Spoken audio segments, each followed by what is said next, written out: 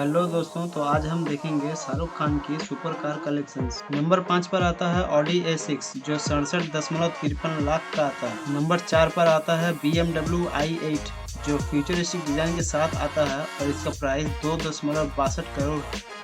Number 3 पर आता है बेंटली कॉन्टिनेंटल GT जो अपनी स्पीड और स्टाइल के लिए जाना जाता है। इसका प्राइस 3.38 करोड़।